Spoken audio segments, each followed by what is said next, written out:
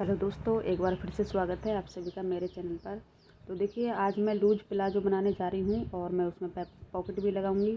तो देखिए, कपड़े को लंबाई की तरफ से फोल्ड कर लिया है मैंने, और जो ओपन वाली साइड है वो मेरी तरफ है और जो जॉइंट वाली साइड है वो दूसरी तरफ है।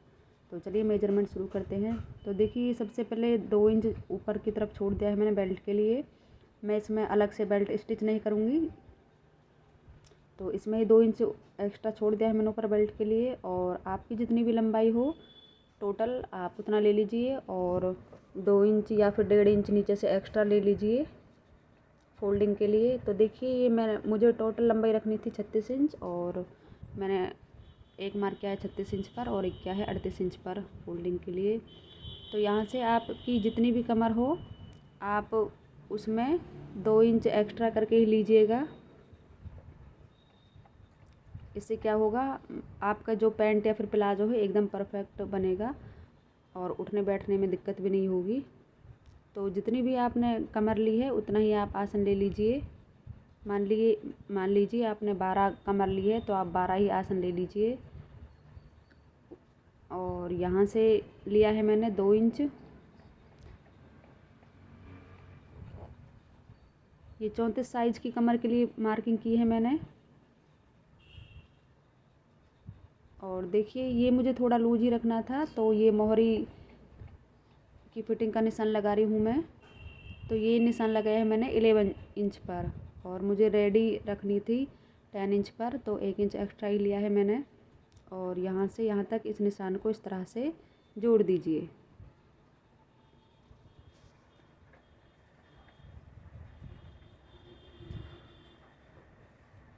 इस प्लाजो में मैं पॉकेट भी लगाऊंगी, इसलिए दोनों साइड सिलाई आएगी इसकी। तो जैसे पैंट की कटिंग होती है उसी तरह से मैं इसकी कटिंग कर रही हूँ, लेकिन मुझे नीचे से ये थोड़ा ओपन रखना था, यानी प्लाजो जैसे नीचे से होता है उस तरह से रखना था। और ये मार्किंग यहाँ पर आप एक इस तरह से निशान लगा लीजिए। इससे क्या होगा,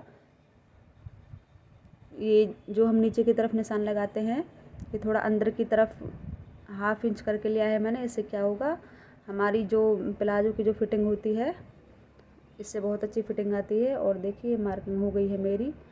अब हमें बिल्कुल इसी तरह से इसको कट कर लेना है। तो देखिए, ये इस तरह से कट कर लिया है मैंने। ये 2 पीस हैं इसमें।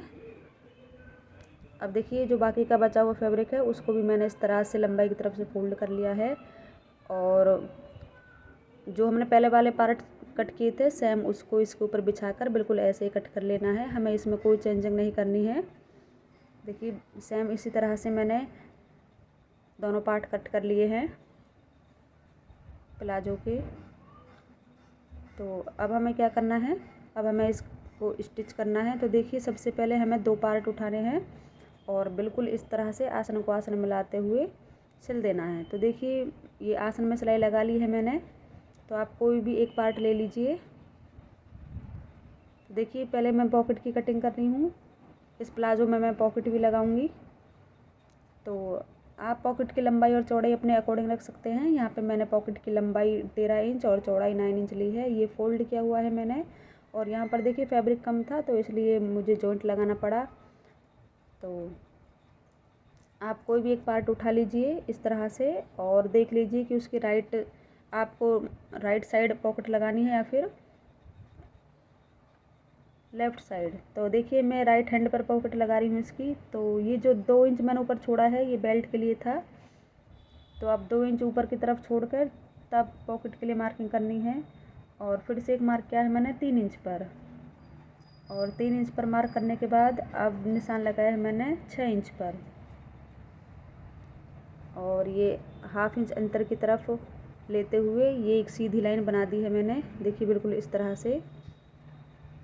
और अब सेम मार्किंग हमें पॉकेट के ऊपर भी करनी है बिल्कुल इसी तरह से। तो पॉकेट को ओपन करके रखना है इस तरह से।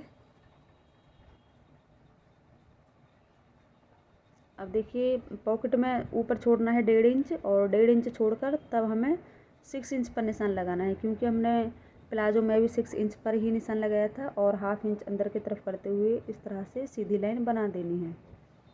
अब हमें क्या करना है, प्लाजो को और पॉकेट को इस तरह से एक दूसरे के ऊपर रखते हुए निशान से निशान मिलाते हुए देखिए बिल्कुल इसी तरह से सिलाई लगा देनी है।